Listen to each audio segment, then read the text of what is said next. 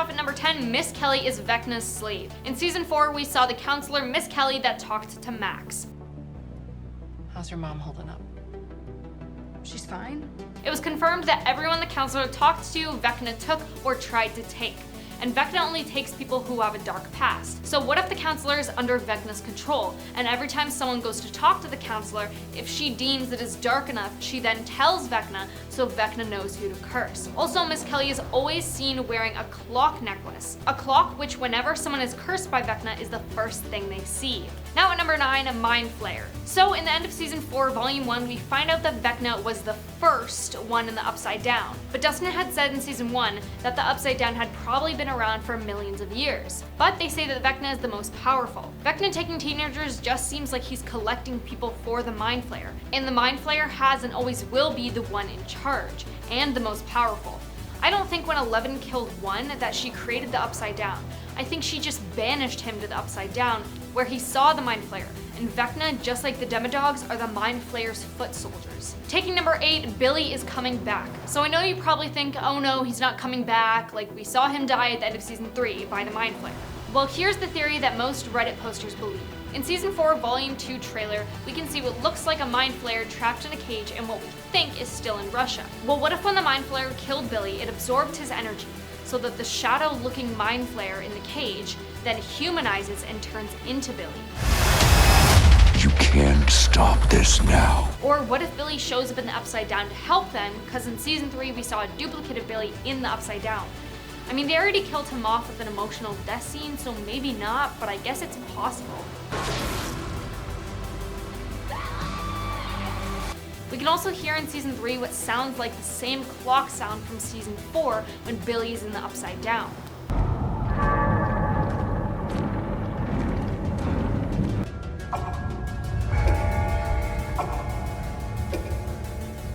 Here at number 7, Steve is going to die. In season 4, episode 7, Nancy, Steve, Robin, and Eddie ended up getting stuck in the Upside Down after going through Watergate. Steve went in first, then came back up, and then got pulled back in. That's when everyone jumped in to save him. While they were trying to save him, the bats, if you can even call them that, were biting Steve, and it looked like some pretty bad bites. Robin even seemed quite concerned about rabies, so maybe that's foreshadowing that Steve will get rabies, or it'll be an infection that spreads, and because it's from the Upside Down, they don't have a cure in the regular world, and Steve will die. I mean, I really hope not, because I think I speak for all Stranger Things fans when I say we love Steve and don't want him to die, but will he? Christy, wake up! I don't like this! Christy, wake up! Coming in at number 6, Lab Kids. In season 2, we were introduced to 11's sister, 8, and then the two parted ways so that 11 could go back to Hawkins and help her friends. 8 then went with her friends to escape from the police.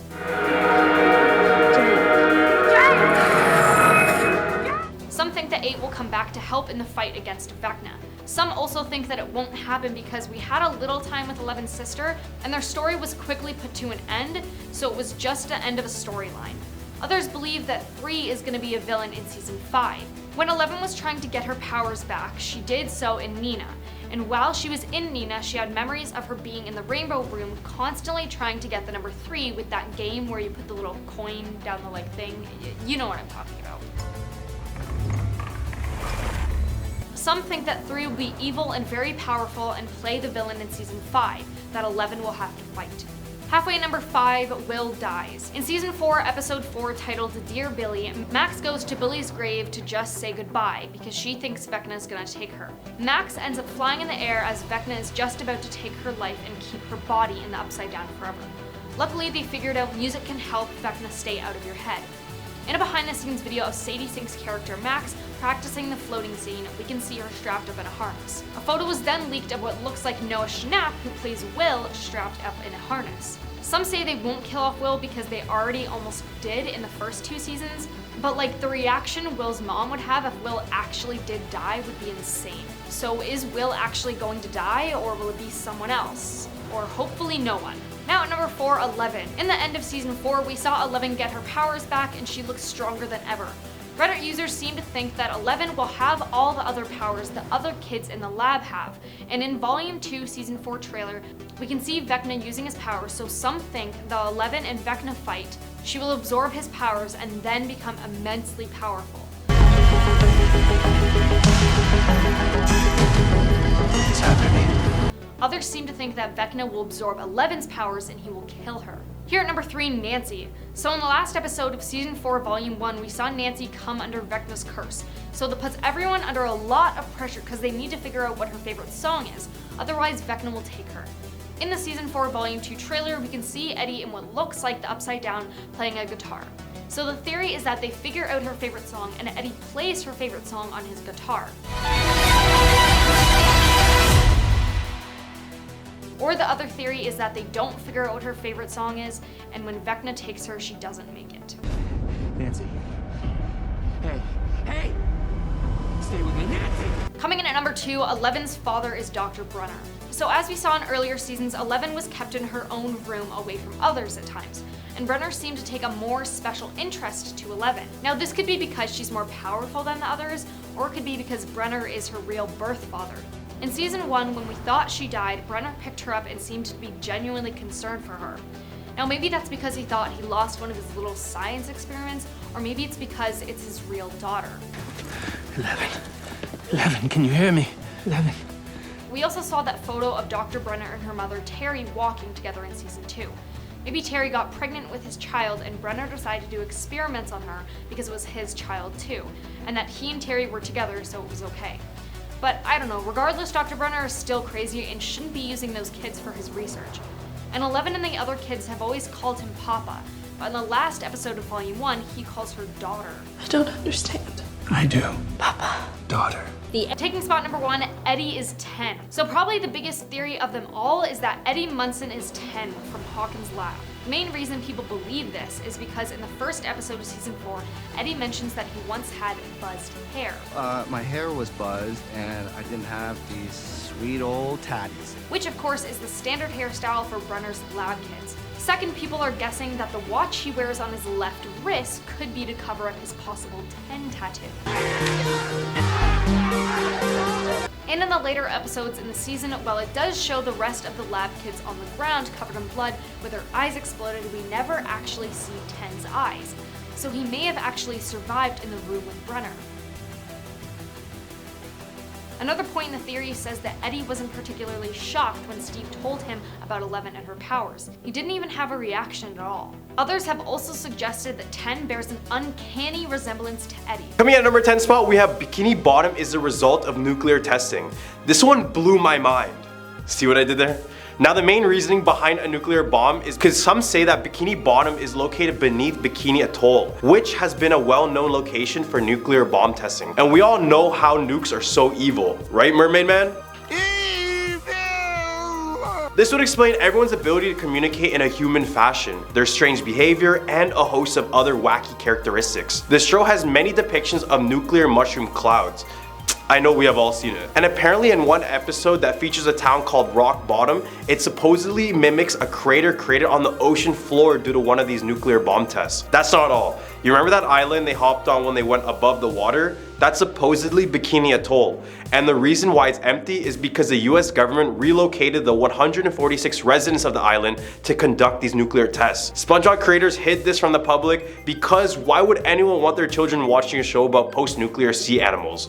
Doesn't sound too pleasing. At a number 9 spot, we have SpongeBob bootleg tape. This is one of those cases of watching a video that is cursed, kind of what you see in the movie The Ring, except this one is on the kids show SpongeBob. This image was taken from a split-second frame in a corrupted bootleg of the SpongeBob episode Dump. The story is about a tape that was found by a group of 5 teenagers who were rummaging through trash cans outside an abandoned mental hospital. Other than the image, the rest of the video is composed of incomprehensible jumbles of colors, static, or just black screens. The audio seems to be a heavily distorted version of the audio from the original episode with loud droning buzzes occasionally interrupting it. Of these 5 individuals, 2 have taken their life, 1 has gone missing, and 1 refuses to comment on the tape. At a number 8 spot, we have the main characters represent the 7 deadly sins. The 7 deadly sins of Christianity are said to be represented by each of SpongeBob's main characters. According to some fans, Gary the Snail, a bottom feeder who never stops eating, represents the sin of gluttony. SpongeBob's obsession with acquiring a driver's license or Pearl's obsession with boys could be referred to as lust. Mr. Krabs, who once has sold SpongeBob's souls for 62 cents, is undoubtedly an example of greed. Patrick is the laziest person person I know in the show, and he turned the sin sloth into a way of life. Given how much Squidward despises Patrick and SpongeBob, Wrath ought to be his middle name. Plankton shows envy the way he despises the success of Mr. Krabs and is always trying to steal the Krabby Patty formula. And of course, pride plays out in Sandy, who thinks she's hot stuff being from Texas and all. If they truly do represent all 7 deadly sins, I don't think this would be God's favorite TV show. At our number 7 spot, we have Krusty Krab's secret formula is crabs. So this theory suggests that Mr. Krabs is a cannibal. Let's dig into this theory because it's kind of juicy. So if you really think about it, Mr. Krabs is the only crab in Bikini Bottom, but why? In a past episode, Mr. Krabs says this. So that's what I taste like. And if you take a good look at the Krusty Krab restaurant, doesn't it kind of look like a lobster trap? You know, crabs, lobsters, same thing kind of. So he makes a ton of money from selling crabs, so he definitely keeps it a secret so no one will truly know about the horrors of what he is doing. At our number 6 spot, we have Chum Bucket's dark secret. Since we just mentioned the Krusty Krab, I thought it was best to mention their not very good rival, the Chum Bucket. We all know that everyone in the Bikini Bottom completely hates the Chum Bucket. This is why every day Plankton gets up to steal the secret formula because it's just not working out for him. A theory proposed by Reddit user SpongeBobLover04 states that the Chum Bucket runs off of cannibalism. First of all, chum is the bait they use to catch sharks, which is usually made up of ground up fish. This would mean that Plankton secretly hunts down fish to ground them up and mix it into his burgers. The fish that would be going to eat at the Chum would be literally eating their own kind. So this definitely makes sense why they're feeling extremely sick after eating this. At the hump of our list, we have Plankton is damaging SpongeBob's brain. As the show went on, it seemed that every episode had SpongeBob doing something more absurd than the last. I read a theory proposed by That's a Yikes, stated that Plankton's various incidents with SpongeBob caused him to damage his brain. First things first, Plankton was quite literally inside of SpongeBob's mind in the episode Plankton, allowing him the ability to mentally program SpongeBob, as well as showing a competent ability to manipulate the functions of the brain. In the SpongeBob SquarePants movie, Plankton is shown to have mastered mind control with his Chum Bucket helmets, most likely due to the success he had on SpongeBob. Time and time again, Plankton has altered SpongeBob's brain, so it's definitely malfunctioning. Come on, baby, what's the name? We threw out his name! Kinda dark stuff, Plankton. At our number 4 spot, we have It's a Metaphor for World War II Germany. According to fan theory by Drake Grayson, the show represents pre-World War II Germany. Squidward, a failing artist and a complete jerk, acts like Adolf and wants to evict all of his neighbors. In the case for Adolf, it was the Jews, so SpongeBob kinda represents them in the eyes of Squidward. Patrick is pretty much oblivious the whole show, so it's said that he represents the ignorance and the blindness of the German people when the genocide was happening right in front of their eyes. Sandy represents America, always karate chopping her way out of conflict, just like how the US came in the war guns blazing. Finally, Mr. Krab represents the rest of Europe, treating Germany, aka the Bikini Bottom, along with Adolf or Squidward, poorly since Germany started the war in the first place. This one is nuts for me because I would have never thought you can put Adolf and SpongeBob in the same sentence ever, but I guess you can. All the way at our number 3 spot, we have SpongeBob represents global warming. One Redditor made the claim that SpongeBob is a metaphor for global warming. He claimed that all characters have their part in explaining the theory of global warming and its detrimental effects in the sea. For example, SpongeBob is quite literally a sponge and represents the waste and pollution that is made in the world. We all know that pollution causes greenhouse gases that warm the earth, eventually melting icebergs, floating earth, you know the vibes. So SpongeBob is the pollution, and he works for Mr. Krabs, who resembles large corporations responsible for the waste in the first place. Mr. Krab loves that SpongeBob works for him because he takes little to no pay with maximum efficiency, showing that these corporations only care about the money and not the environment. Patrick represents Western civilization because he is unhealthy, unintelligent, and quite literally lives underneath a rock, and only instigates SpongeBob, which is the pollution, to wreak more havoc in the Bikini Bottom. At a number 2 spot, we have every character suffers from substance addiction. The show was first pitched as an adult cartoon, so before all the child-friendly goofy scenes, there were a few mature topics that were left out of the show. One Redditor claimed that every character on the show is addicted to some sort of narcotics. SpongeBob is supposedly on speed or methamphetamine due to intense feelings of happiness, increased energy, and his intermittent paranoia that comes every now and again. This fan claims that Mr. Krabs is the dealer, and that's why SpongeBob is okay with making little to no money. Mr. Krabs is said to be addicted to cocaine because of his love for money, which satisfies his substance cravings. Squidward is said to be on opioids, which explains his relaxed nature and his urge to be left alone. Then we have Patrick, who is supposed to resemble the common marijuana user, but in my opinion, he seems drunk half the time, so maybe he does a bit of both. This theory is kind of dark, so I'm sorry to some of the kids who have to hear this one. Coming in at number 1 spot, we have SpongeBob is a nature documentary for humans. Okay, so a YouTuber by the name of Alex Vale coined this theory in the first place, so credits to him. He explains this in more depth, but here's a little summary. He said that SpongeBob is actually a nature documentary film by humans to investigate abnormally intelligent sea creatures that act like humans. In an old SpongeBob DVD, there's a bonus feature that shows human scientists studying and filming the creatures of Bikini Bottom because the fish are exactly acting like humans. There's even one episode where SpongeBob is taking a driver's test and he even runs over the human camera guy who's narrating as well. Test for the year, and if SpongeBob does not pass this one, it means another whole year of boarding school! What happened? We can clearly see his human legs, so this kind of confirms his point. You also remember the human hand that would appear on screen, especially in the opening song when he puts on SpongeBob's pants? Yeah, well, this is because SpongeBob is the main character of the documentary, meaning he has to take care and protect them. Then there's another episode that shows a human family watching SpongeBob and turning it off on the TV, further proving this theory. Starting our list right at number 10, we have It's All in Peter's Head. For more than 2 decades, the characters of Seth MacFarlane's Family Guy has put themselves through increasingly absurd situations. Whether it's epic chicken fights or the Peter Copter, the Griffins have gone through situations that would be completely absurd in real life. However, in the world of the show, they can get away with just everything and be fine in just the next episode. So why is that? A Reddit fan theory suggests the reason why they do this is because the world of Family Guy takes place inside of Peter Griffin's head. Let's begin with his kids. We all know the unattractive daughter Meg. Well, it's said that she's actually a beautiful and popular teenager with a slight drinking problem. Meanwhile, Chris is actually a mentally challenged brother.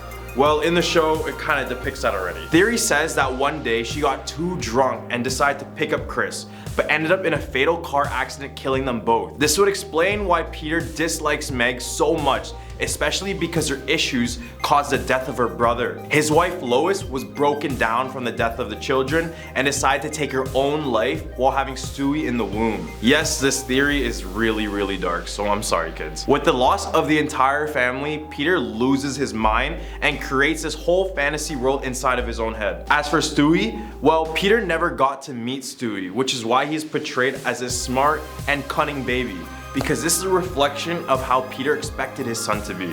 Coming at number 9, we have an allusion to the Twin Towers. First of all, rest in peace to all of those affected. But did you know that Family Guy creator Seth MacFarlane was due to catch a flight that was destined to hit the Twin Towers? And his reason being was that he was hungover and overslept. Because I didn't know this, and I swear a lot of celebrities claim they just missed this tragedy. But this one is a little bit deeper than that. It was such an important event that fans thought it was the direct inspiration for the film's plot of Stewie having a near-death experience. Do you remember the scene where Stewie would get crushed by a falling lifeguard seat? Well, the scene is peppered with snippets of dialogue that may or may not reference the falling towers. Such as Stewie saying, quote, "Well then, it seems like there's only one thing to do. I must ensure that I had never gotten a close call with that lifeguard tower in the first place." And he also was saying, quote, "Yes, I did it. I stopped the tower from falling." This line struck out to me a lot because the falling tower was mentioned throughout the entirety of the film. Stewie's main goal was to go back in time to stop this tragedy. This moment could be attributed to the way Seth feels about missing the flight that was due to crash into the Twin Towers. That mixed feeling of guilt and relief is one of those feelings that are very hard to deal with, which could have inspired this traumatic episode in the first place. At our number 8 spot, we have the CIA is responsible for all humanoid animals. Do you remember that large chicken that would almost come out of nowhere and just start a full-on MMA fight with Peter? Well, his name is Ernie the Giant Chicken. Damn, I remember those fights, and I swear they would last just the whole show and be super chaotic and whatever. Well, a theory proposed by Reddit user Dal Taylor states that the CIA and the Family Guy and even the American Dad series has the ability to put human brains into any other animal or human. Klaus from the sister show American Dad and Brian Griffin from Family Guy are both great examples of this because they are both intelligent humanoids that could potentially pose problems for the CIA, such as Klaus potentially beating the USA in the Olympics for skiing and Brian being a hardcore liberal. Humanoids appear all over the universe. It could very well be a brain swapping program used to control the population. We know how sketchy the government is, and even more so in these TV shows. At our number 7 spot, we have the multiverse. Just came back from a Marvel movie, and it seems like I can't escape the multiverse theory, even in my own favorite show. Family Guy is just one of those shows where anything can happen at any time. This theory suggests that when the show first got cancelled in 2002, only 3 years after its debut, the old universe was completely destroyed, which is why the show is much more different after its re-release. This means that everyone in the show before are gone, and the characters we see now are the people in a new universe. At our number 6 spot, we have Stewie manipulates time on a deeper level. We see Stewie zapping in and out of different time periods using his time machine. Casual thing for a baby, I might say. But have you noticed that Stewie always stays around the same age? It doesn't seem like he gets any bigger, nor does he look any different throughout the whole 20 years of the show. The other family members seem to age, but very, very slowly. For example, Meg started at 16 and now she's around 18. Lois turns 43 in that episode where she had a midlife crisis, and Brian started the series as 7 and just celebrated his 10th birthday this season. So back to Stewie. He makes himself young to avoid the responsibilities of being old. Do you remember that episode when Stewie went into the future only to see a depressing, sad version of himself? That's the type of reality Stewie wants to avoid. On another note, he could be doing it for Brian as well. Seeing Brian die for the first time traumatized him, and he openly admits that it's his best friend. So he could very well be doing it to prolong his time with Brian. Right in the hump of our list, we have Brian is the real writer of the show. In season 12, episode 9, named Peter Problems, we hear Brian saying, quote, "I have a job, I'm a writer, I'm working right now. See this? All of this? This is the raw material of a picture of life that I'm going to paint with words." This got fans thinking if Brian could be the writer of the show. We know that Seth MacFarlane writes the show in real life, and he uses his own voice to play Brian Griffin. He doesn't change it or anything. This could explain why Brian is often seen as the voice of reason, or is the one to dispute arguments and feuds between different characters. Most of the exclusive and deeper meaning Family Guy episodes are the ones with Stewie and Brian. And since Brian experienced these firsthand, it makes sense that these episodes are in more detail than any other. Number 4, we have Peter saved Lois's life. Reddit user Lemonade proposed a theory that Peter saved Lois from a life of depression and potentially worse. It's mentioned many times in the past that Lois was a drug addict in her days as a young adult. She has also shown bad tendencies such as being a kleptomaniac who is unable to resist the urge to steal. On top of that, her father is rich, but always seemed to be a little bit busy and would often neglect the young Lois. Being from a rich family meant that it was unlikely she faced the consequences for her actions. So picture this, a young rowdy girl with no discipline and an addiction to drugs. It almost seems like a recipe for disaster, all until Peter came along. Peter was mentally challenged at the time, so this gave a misdirected Lois an opportunity to take care of someone, which also slowed down her life in a good way. All the way at our number 3 spot, we have Family Guy's All a Cover-Up. Originally, everyone's lives in the show were amazing. Cleveland still had a wife, Joel had his son, and a loving marriage where his wife didn't cheat on him. Quagmire did the single life, and his family probably wasn't tragic at this point. Peter was dumb, but still managed to care for his family. Well, except for Meg. However, as the show progressed, everyone's lives took a turn for the worse.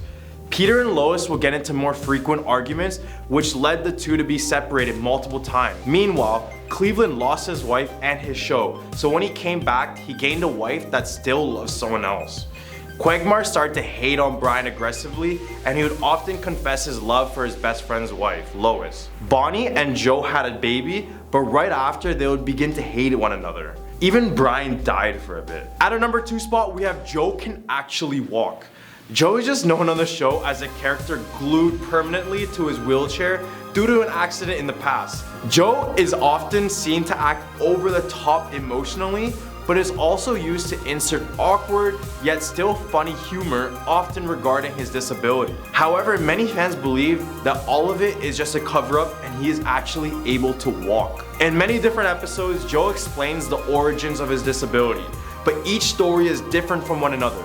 In one backstory, Joe mentions that he got disabled due to fighting with the Grinch on a rooftop. In another backstory, he says that criminal Bobby Briggs is the one who shot him in the legs. Every story is different, and it just seems that he can't even get his story straight, which could potentially mean he's lying. Taking our number 1 spot, we have Stewie, Meg, and Chris are not Peter's kids. A fan theory suggests that Stewie, Meg, and Chris could not be Peter's children at all. Well, first of all, do we really think any one of them looks like Peter or Lois? In season 15, episode 20, named A House Full of Peters, it shows Peter donating his sperm to a sperm bank. The kids that shared the same sperm all pretty much look the same as Peter. So how could Stewie, Meg, and Chris not look like Peter at all? The theory states that back in the day, Lois had many affairs, and we could see that that isn't impossible, especially with her fishy past of adult filming and substance abuse. Starting our list right at number 10, we have the God particle. There was a major breakthrough in 2012 called the Higgs boson, better known as the God particle. This explained how everything in the universe has a mass. However, it seemed that Homer Simpson discovered it well before 2012. Guess you can call him a genius. Because in a 1998 episode in season 10, Homer turns his attention to becoming an inventor, taking inspiration from Thomas Edison's life story. Surprisingly, during his time in the lab, Homer accidentally predicts the mass of the Higgs boson, or the God particle, as seen in the picture with his representation of donuts. So is the God particle a donut? Well, not exactly. According to scientists, if you work out the equation, you get the mass of a Higgs boson that's only slightly larger than the nanomass of the actual Higgs boson. Another scientist named Simon Singh claimed that the equation is a playful combination of various fundamental parameters like the Planck constant, the gravitational constant, and the speed of light. So I'll be the first to say it, Homer is not the scientist we want, for specific reasons, but he's in fact the scientist that we need. Coming at number 9, we have the 2013 horse meat scandal. Season 5, episode 19, in the episode Sweet Seymour Skinner's song that aired all the way back in 1994. Seymour gets fired due to pranks caused by Bart Simpson, with Flanders of all people replacing the principal. In a quick visual, we see lunch lady Doris rummaging for horse parts in a barrel to add to the school lunch. Attention, horse meat is back on the menu, boys. It's no surprise since we've seen Doris do much worse things like date Hans Molman or getting it on with groundskeeper Willie. Fast forward 19 years and the Safety Authority of Ireland discovered horse DNA in over 1/3 of beef burger samples from many supermarkets and ready meals all around the world. This would be known as a 2013 horse meat scandal.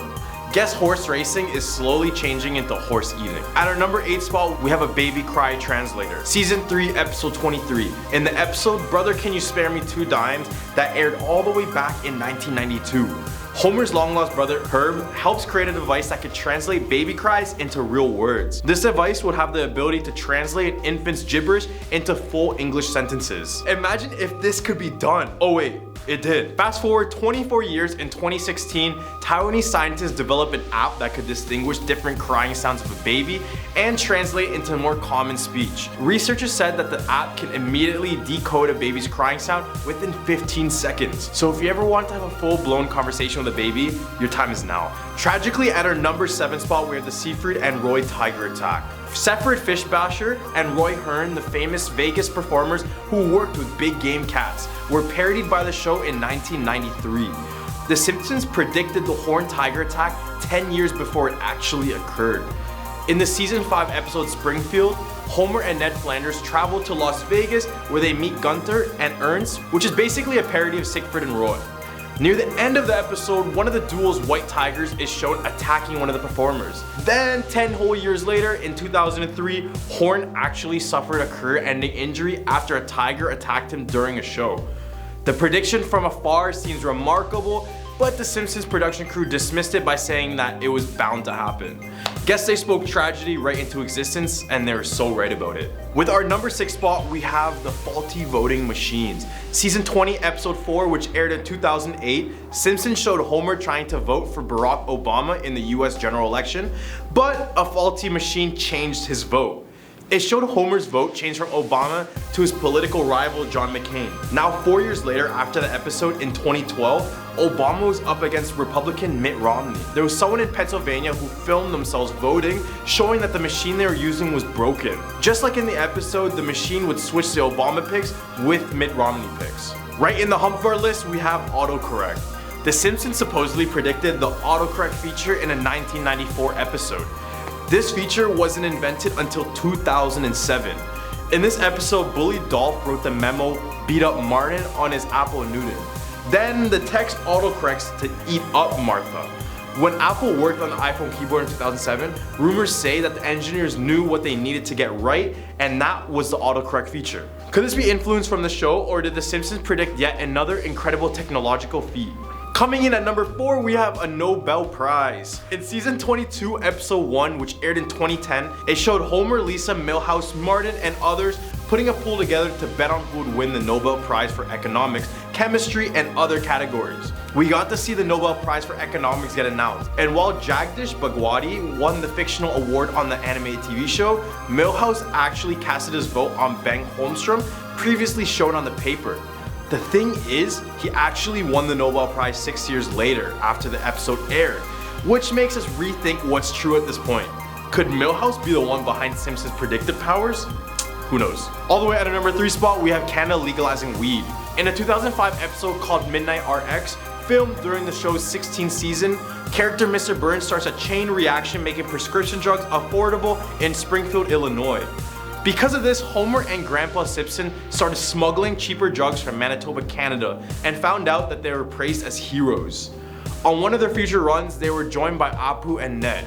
While in Canada, Ned meets a Canadian version of himself, set with a curly afro, but instantly starts taking a disliking to him after the counterpart tries to sell him a reeferino, which was legal there. Remember, this was back in 2005 where marijuana legalization wasn't even thought of. Then, fast forward 13 years later, in 2008, the prediction came true. Canada made cannabis legal in all provinces and territories. Time to add one more correct prediction in our list. All the way at our number 2 spot, we have FaceTime. Season 6, episode 19, which aired all the way back in 1995, Simpsons seem to have predicted commercial video calling.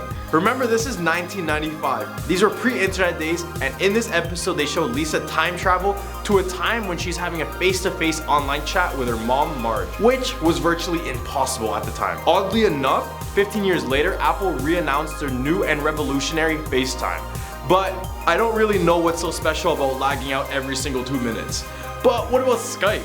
Well, first of all, Skype is almost dead, but Skype was released in 2003, which was still well before the making of this episode. Even though technology was leading to the discovery eventually, Simpsons always seemed to be ahead of the game. All the way at our number 1 spot, we have Donald Trump. 16 years before Donald Trump's win in the US elections, The Simpsons predicted the billionaire businessman would become the president. In season 11, in an episode called Bart to the Future, the show predicted a Trump presidency back in 2000. In the episode, Lisa is pictured sitting in the Oval Office surrounded by advisors, where Lisa said that, quote, "We're inherited quite a budget crunch from President Trump." The show also mocked Trump in an episode last year after he announced he was running for president. The show even featured a scene where Trump was seen waving from an escalator, almost exactly mirroring a video of him taken in 2015. Is The Simpsons a product of predictive programming, or are these too far-fetched to believe? Starting off this countdown at number 10, The Inconveniencing. This was Gravity Falls' first attempt to become menacing, and still be child-friendly towards its audience. For me, I actually really liked this episode. Dipper and Wendy established a bond, with Dipper creating a really nice character arc, all while him, Mabel, and Wendy's friends accidentally getting some ghosts angry by gate crashing at their convenience store. This leads to really amazing scenes with spooky images and music, stakes to the story, and a surprise twist laugh at the end. The whole build up to when the ghost finally appears is really creepy, but it picks up a lot when you see Mabel being lifted up in the air and her eyes glowing as she talks just like Kevin Michael Richardson. That's when everything got real. This is the first time we actually see anyone get possessed in the show ever. When watching that scene, it creeped me out, but it also really surprised me too, with where the show is going to go and all. Given that part where Mabel turns her head the other way, and much a parody to The Exorcist, it was really creepy yet really cool.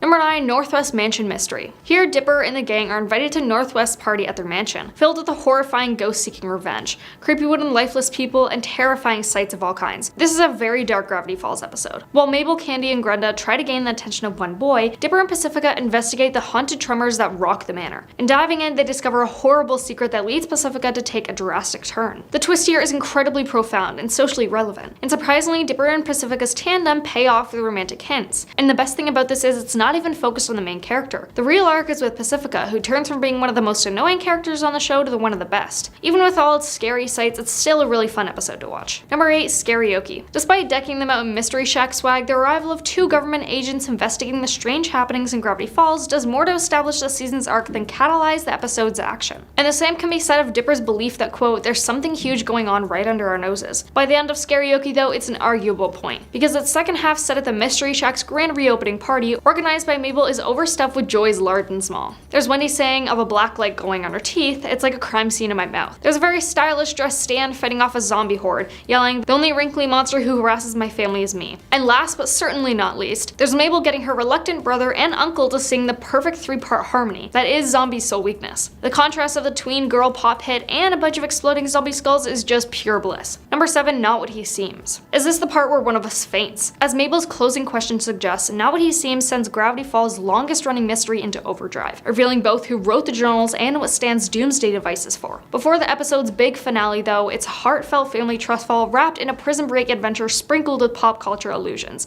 and series and jokes. Among the highlights are a terrific dunk on Ashton Kutcher and Punked and Zeus's laugh line. It's the final countdown just like they always sung about. But first among equals is Mabel securing her and Dipper's release from government custody after Stan is arrested, by writing several times as overrated in the dirt on a Hummer's window, so enraging a beefy trucker, and several times fan, that he drives him off the road. Number 6, A Tale of Two Stans. By the end of this series' second season, the truly best episode really starts to pile up. Some are better than A Tale of Two Stans, but few are more wrenching. Just the pathos of the episode, seeing the long line of bad choices and worse luck that Stan and Ford both make from high school on, that pushes them further and further apart from one another. And deeper into the most self-defeatingly toxic parts of himself, it's just absolutely gutting. That Stan was revealing the secrets of his past and the depth of Ford's paranormal experimentation to the twins while under investigation from the government agency that has been trying to trap Stan in the act of dimensional tampering the whole season gives the Pine brothers' harrowing history both a chance to breathe and some much needed moments of comic relief. But that relief isn't a cure. The brothers do not come out on the other end forgiving each other. Number 5, Society of the Blind Eye. In this season 2 episode, wanting to retrace the author of Journal 3, Dipper and Mabel, along with Wendy and Zeus, track down Old Man McGucket to investigate. However, their search takes a Jurassic turn when Lazy Susan is kidnapped after a gnome sighting by a group of people in red cloaks. It sets in motion one of the series' most secretly ambitious episodes, first morphing into a study of Old Man McGucket, and then to an unsettling lesson about the uses of memory. The B-plot in which Mabel frets over her failed summer romances. I just don't get it, Wendy. I hug a lot, I can burp the alphabet, I have scratch and sniff clothing, why does everybody leave me? As it turns out, the Society of the Blind Eye has been erasing the townspeople memories of supernatural occurrences, using a machine that McGucket, once a scientist, developed and used on himself. Watching the man's mind and life come undone as his reel of memories unpools on screen is one of the more unsettling sequences in the show, though it speaks to the importance of even our worst memories in creating our sense of self. Now that I've seen what happened, he assures Mabel, I can begin to put myself together again. A stark portrayal of Cult Society of the Blind Eye is a leap forward in the series' main arc of Grunkle Stan's hidden plot. Number 4, Headhunters. The reopening of Gravity Falls Wax Museum, followed by the execution of Mabel's glittering sculpture of Stan tees up the raft, of humorous pulp culture references that landed Headhunters on this list. The central mystery is pretty low stakes compared to later installments, but the episode sees Gravity Falls begin to stretch its comic legs. There's a brilliant sight laugh involving Dipper and Mabel's crayon and glitter fake IDs, for which they pose as Sir Dipping Sauce and Lady Mableton, to get into a dive bar. Not to mention when entering the museum, Stan finds the blinds left open, and whacks Abraham Lincoln in a puddle on the floor. Wax John Wilkes Booth, he says, I'm looking in your direction. Number 3, Into the Bunker. This is the second episode in season 2 and it was excellent. There are 2 scenes with a shapeshifter that really caught my eye as a really creepy moment. This first one was when he revealed himself shaped as a person. At first we think it might be the author of the book, but it is later revealed to be a phony. He turns his head around, the body screams, runs up the wall, and is so disturbing. The second one was after the shapeshifter had been thrown into the freezer machine. As it slowly starts freezing him, he threatens Dipper. He tells him once he meets the author and learns who it is, it'll be too much for him. One thing that really sells this is the performance. The voice actor of this role is Mark Hillman, and he was once the voice of the Joker in the Batman animated series. And when Zeus said good luck sleeping tonight, that really sets it in for you as the watcher, hinting that you probably will have issues sleeping after watching that episode. Number 2, Weirdmageddon Escape from Reality. Weirdmageddon was a great 3-parter, and I definitely liked the first and third the most, but in the second I appreciated how we got to see Dipper and Mabel's friendship come back together. But in between is when Dipper realizes how evil Mabelland really is. When Dipper believes he's having a moment with Wendy, he realizes it's a trick that Mabelland is playing on him. And once he stated out loud that she isn't the real Wendy, it then becomes a bunch of bugs, taking a very creepy and weird turn. As well as the entire atmosphere going dark, Dipper looks at the tree behind him and it gets so creepy and disturbing, and then everyone's saying, we are watching you, we are watching you. Out of all the imagery from Weirdmageddon Halloween episodes are already creepy enough with atmosphere alone. Part 1 and Part 3 are gruesome as well, with the dreary backgrounds and the really creepy characters, which are Bill's friends. But in that episode, that scene stands out the most as very dark and disturbing when tapping into Bill's true power, and what he wants to do to reshape the world as his playpen, as twisted and sick as he wants it to be. Now coming in at number 1, Summerween. Of course, because Gravity Falls has a spooky vibe, so they have to have a Halloween episode, leading to an awesome story about Dipper, Mabel, and their friends trying to collect enough candy. The story focuses mainly on Dipper building an ark, but we also see Mabel's insecurities about growing up and understanding between them as the episode progresses. The scariest moment of the entire episode is when the Summerween trickster is on screen. He may not have powers, but his physicality makes him resemble a creature from Spirited Away named No Face. He is obsessed with getting the children to get him candy, and if they don't, he will eat them like no one ate him, which is weird, but despite this odd motivation, though his backstory does come up very frightening into how he was designed and everything.